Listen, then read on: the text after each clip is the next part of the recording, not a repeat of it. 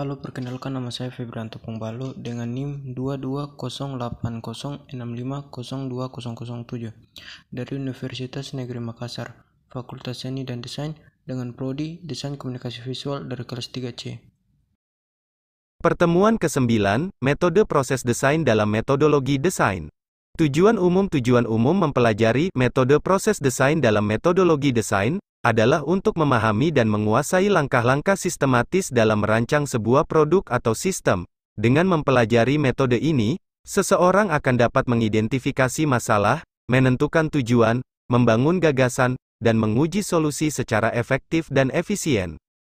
Selain itu, mempelajari metode proses desain dalam metodologi desain juga dapat membantu seseorang untuk mengembangkan kreativitas dan inovasi dalam merancang, meningkatkan kemampuan berpikir kritis dalam menyelesaikan masalah desain, mengoptimalkan penggunaan sumber daya dan waktu dalam merancang, meningkatkan kemampuan untuk berkomunikasi dengan tim desain dan stakeholder terkait lainnya, meningkatkan kualitas produk atau sistem yang dirancang. Mempelajari metode proses desain dalam metodologi desain dapat menjadi landasan yang kuat bagi seseorang dalam memulai atau mengembangkan karir di bidang desain produk atau sistem. Tujuan khusus mahasiswa mempelajari metode proses desain dalam metodologi desain adalah untuk menguasai teknik dan strategi merancang yang sistematis dan efektif, mengembangkan kreativitas dan inovasi dalam merancang produk atau sistem, meningkatkan kemampuan berpikir kritis dan analitis dalam menyelesaikan masalah desain, mengoptimalkan penggunaan sumber daya dan waktu dalam merancang, meningkatkan kemampuan untuk berkolaborasi dan berkomunikasi dengan tim desain dan stakeholder terkait lainnya, memahami prinsip-prinsip dasar dan standar dalam desain produk atau sistem yang baik, memahami peran teknologi dalam proses desain, mampu menguji dan mengevaluasi solusi desain yang dihasilkan, meningkatkan keterampilan presentasi dan visualisasi dalam mempresentasikan ide desain kepada klien atau pengguna akhir, memahami etika dalam merancang dan mengembangkan produk atau sistem. Mempelajari metode proses desain dalam metodologi desain secara khusus, mahasiswa akan memiliki keterampilan dan pengetahuan yang dibutuhkan untuk menjadi seorang profesional desain yang kompeten dan dapat berkontribusi pada pengembangan industri kreatif. Selain itu, pemahaman tentang metode proses desain dapat memberikan mahasiswa landasan yang kuat untuk melanjutkan studi ke tingkat yang lebih tinggi atau mengejar karir di bidang desain produk atau sistem.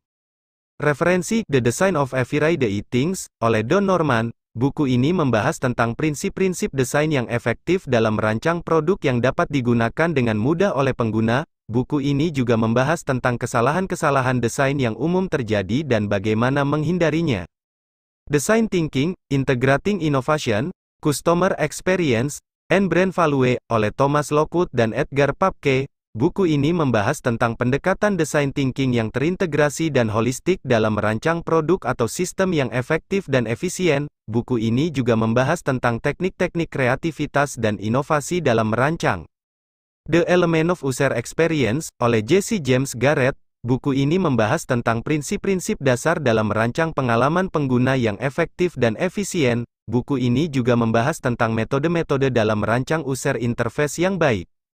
Design Methods, Seeds of Human Futurists, oleh John Christopher Jones. Buku ini membahas tentang sejarah, filosofi, dan metodologi dalam desain. Buku ini juga membahas tentang teknik-teknik dalam mengumpulkan data, menganalisis masalah, dan menghasilkan solusi desain yang efektif. Seductive Interaction Design, Creating Playful, Fun, and Effective User Experiences, oleh Stephen Anderson. Buku ini membahas tentang bagaimana merancang interaksi yang menarik dan menyenangkan bagi pengguna. Buku ini juga membahas tentang teknik-teknik dalam merancang pengalaman pengguna yang memikat. Universal Principles of Design oleh William Litwell, Christina Holden, dan Jill Butler. Buku ini menyajikan 125 prinsip desain yang dapat diterapkan dalam berbagai konteks desain. Buku ini juga menyajikan ilustrasi dan contoh dari prinsip-prinsip desain tersebut.